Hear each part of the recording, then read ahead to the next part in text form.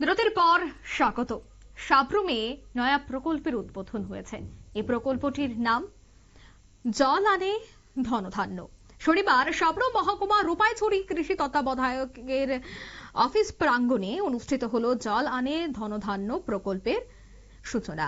এই কর্মসূচির মূল লক্ষ্য হলো কৃষকদের জল সংকট দূর করে অনাবাদি কৃষি জমিকে চাষযোগ্য করে তোলা, যাতে কৃষি উৎপাদন বাড়ে এবং অর্থনৈতিকভাবে কৃষকরা লাভবান হন।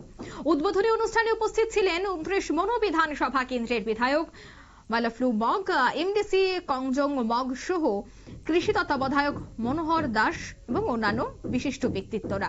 অনুষ্ঠানের উদ্বোধনকালে বিধায়ক মালাফলু মগ বলেন, এই প্রকল্পের মাধ্যমে এলাকার কৃষকরা সহজে চাষযোগ্য জমির পরিমাণ বৃদ্ধি করতে পারবেন।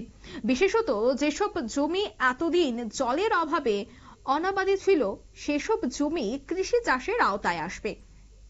প্রকল্পের মাধ্যমে কৃষি জমিতে পর্যাপ্ত জল সরবরাহ নিশ্চিত করা হবে।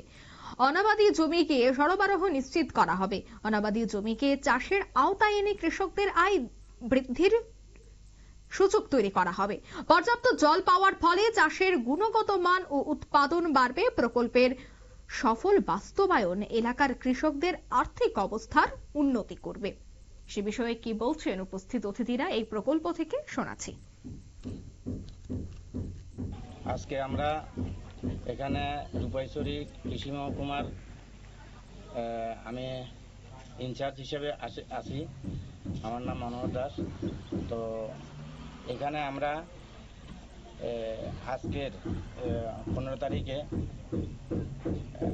ওয়াটারশেড যাত্রা একটা প্রোগ্রাম করতে যাচ্ছি। এটা ফেব্রুয়ারি 5 তারিখে সারা ভারতবর্ষে লঞ্চ হয়েছে এবং আমাদের এখানে আজকে ডেট করেছে ত্রিপুরা রাজ্যের। আজকে আমাদের এখানে প্রোগ্রামের শেষে আমরা এখানে একটা প্রচারের ভ্যান গাড়ি নিয়েছি। সেটা হচ্ছে এই ওয়াটারশেড এলাকাতে কিভাবে আমরা জল এবং ভূমি সংরক্ষণ করা যায় সেই বিষয়ে আলোচনা করব আমাদের আজকের এই প্রোগ্রামে। ভবিষ্যতের জন্য আমরা কিভাবে জলটা সঞ্চয় করে রাখবো, ভবিষ্যৎ প্রজন্ম যাতে জলের কোনো ক্রাইসিস না হয়, সেই জন্য যে উপরের মাটির উপরের যে জলগুলা বৃষ্টির জল সেগুলিকে ধরে রেখে কিভাবে জলের স্তরকে উপরে উঠানো যায়। দিনের পর দিন জলের স্তর মাটির গভীরে চলে যাচ্ছে।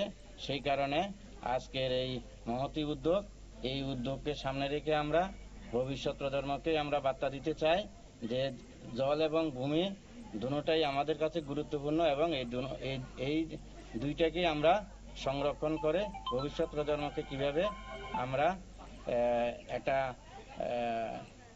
এনভায়রনমেন্ট ফ্রি পরিবেশ, মানে এনভায়রনমেন্টকে একটা সুস্থ পরিবেশ দিয়ে যেতে পারি, সেই আশা রেখে আমরা আজকে এই অনুষ্ঠান।